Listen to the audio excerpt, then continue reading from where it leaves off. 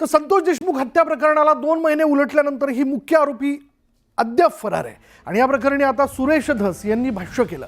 आरोपींना फाशीची शिक्षा होईपर्यंत आम्ही शांत बसणार नाही असं धस म्हणाले। दरम्यान धनंजय मुंडेंच्या राजीनाम्याबाबत राष्ट्रवादीचे नेते निर्णय घेतील। राजीनामा घ्यायचा की नाही याबाबतचा निर्णय राष्ट्रवादीच्या नेत्यांच्या हातात आहे। मात्र या प्रकरणामुळे त्यांच्या पक्षाची प्रचंड बदनामी होत आहे आणि असं धस म्हणाले।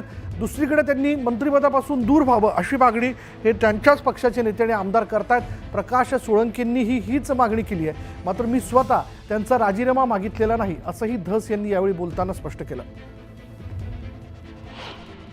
हे जे संतोष देशमुखांचं प्रकरण आहे, महादेव मुंडेचं प्रकरण आहे, या दोन्ही प्रकरणाच्या बाबतीत 100% शेवटपर्यंत आमची जनतेची जी अपेक्षा माझ्याकडून आहे की हे फाशीला जाईपर्यंत आम्ही गप्प बसायचं नाही।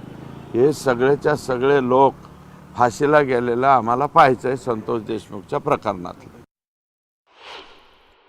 पण माझं मत असं आहे की त्यांचा राजीनामा घ्यावा किंवा नाही घ्यावा हे सर्वस्वी माननीय अजितदादा, प्रफुल्लभाई पटेल आणि त्यांच्या पक्षाचे प्रदेशाध्यक्ष श्री सुनील तटकरे यांच्या हातामध्ये आहे। यांनी जर मनात आणलं तर त्यांचा राजीनामा तातडीने होऊ शकतो। आणि आमचं काय आहे, त्यांच्या पक्षाची प्रचंड बदनामी होते ना। त्यांचा पक्ष रॉंग बॉक्समध्ये चालला आहे, आम्ही तर पॉझिटिव्ह बॉक्समध्ये चाललेलो आहे।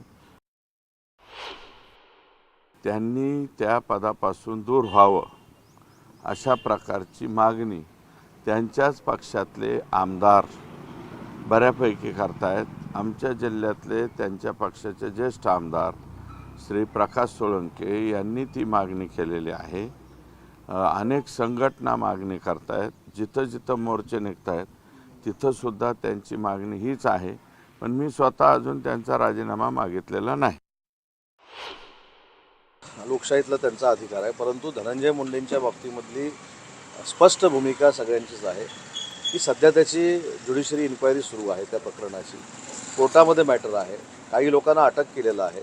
आयजीच्या अध्यक्षतेखाली SIT नेमली गेलेली आहे, त्याची देखील चौकशी आहे।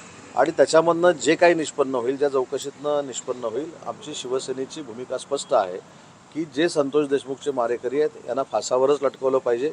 अशी प्रवृत्ती म्हणजे परत वाढणार नाही ही भूमिका पोलिसांनी घेतली पाहिजे। त्याच्यामुळे जोपर्यंत त्याच्यातनं काही निष्पन्न होत नाही, ते शेवटच्या टोकापर्यंत पोहोचत नाही, तोपर्यंत धनंजय मुंडेंबद्दल बोलणं मला योग्य वाटत नाही।